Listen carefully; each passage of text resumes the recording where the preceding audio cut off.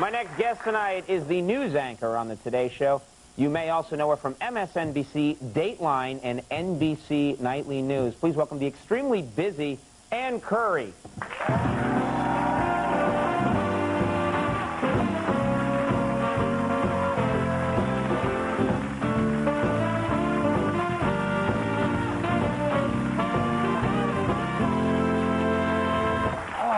Welcome. How are you? Thank you. I once hosted a Jerry Lewis telethon, actually. Did you in really? A small town. Those things are fascinating because they just, you know, the nature of it is that people just have to babble incessantly to fill time. That's pretty much what I did. And that's what we do here. The best we can. You know, I always try and read up on people before they come on the show, and I'm reading about you, and I didn't realize this. You're from Guam. Is that right? Yeah, that's actually a story. My mom is from Japan, and my father's a big American white guy, and they...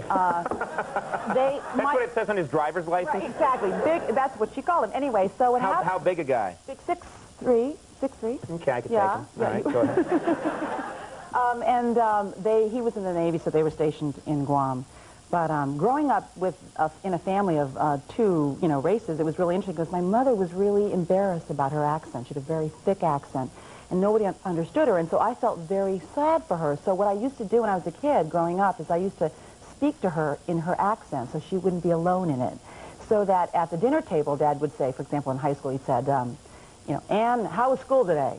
Big American white guy. And I'd say, well, Dad, school was fine, except I had this test in social studies. And Mom would say, Anna, what's social study? And I'd say, social study, study about people. Anyway, Dad, got that test.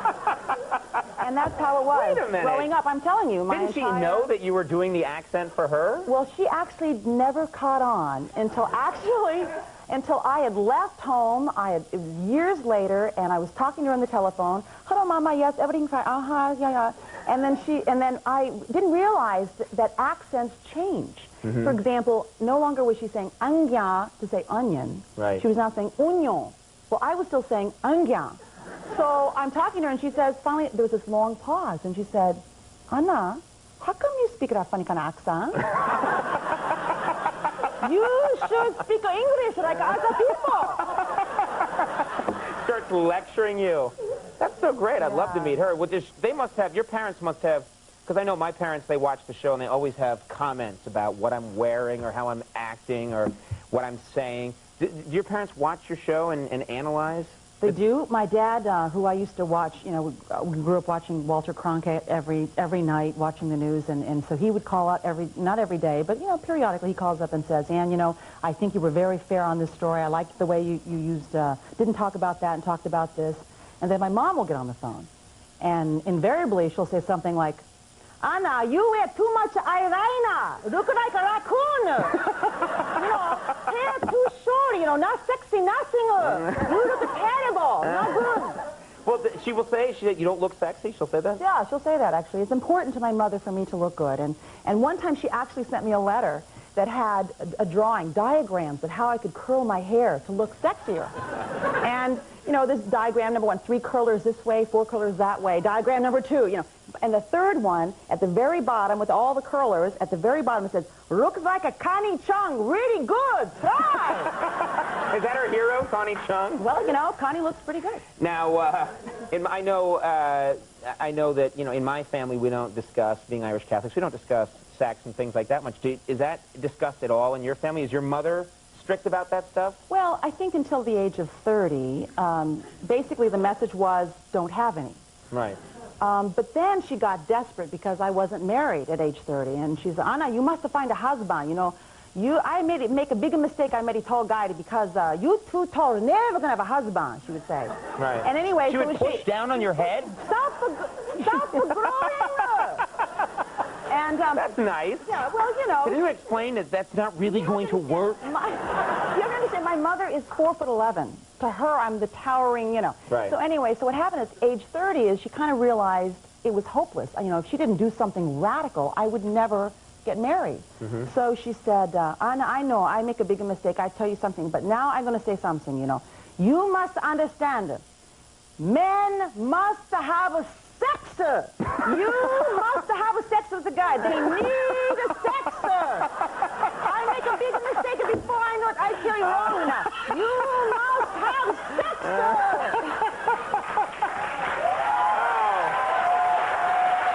have to talk to her. You have to come back and bring your mom. I'd be happy to. You know, I figured mother knows best. Yeah. Was she shouting that across a crowded street to you?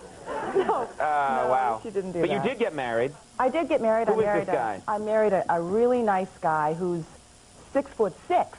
Well, that's crazy. So no, I didn't mean to marry my own big American white guy. But what happened is that I brought him. Freud would have a lot to say I know. here. It's a little, I know. It's kind of scary. But I brought him home, and I didn't tell him. I forgot. I don't know what I was thinking. When I brought him home to meet my mother, I didn't tell her how tall he was. And so we come down, out of the airplane, and we walk into the airport. And she says, "Hello, Anna. Nice to see you. Nice to see you, Anna." And she turns around and she sees a navel. And well, he was wearing a shirt, but the navel region. Yeah. It was tied off at the waist. Yeah. And he's a sailor. Actually, my father was. You watch it. Anyway, so she looks up and she looks how tall. And she's hurting her neck. Right. And she bursts out laughing and she walks away. She doesn't even say hello. And she walks away.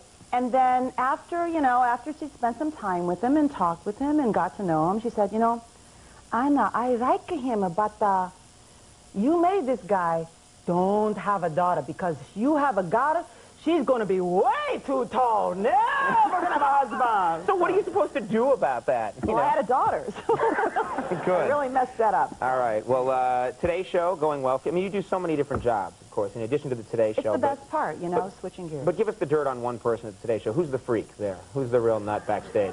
Is it Roker? Is Roker the madman? No, he's that. No, Matt Lauer. unless you can. Well, Matt Lauer, ticking time bomb, right? No.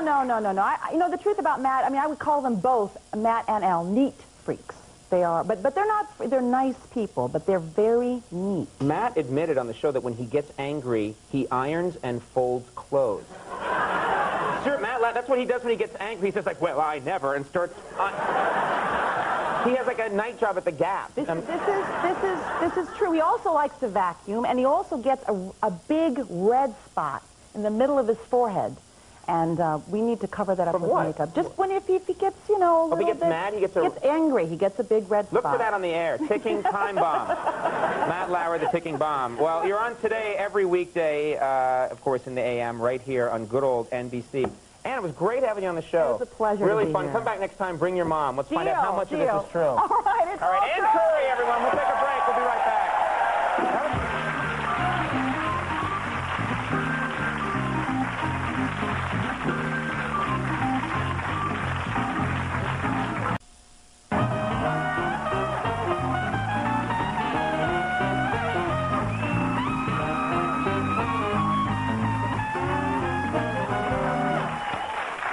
Everybody, that is our show for the night. We do apologize to Joe Queenan. We didn't have time for him tonight. We'll have him back very soon. I do want to thank my guests who did make it onto the roster. Ann Curry, that was great. My Thank you. pleasure. Please come back. Really funny stuff.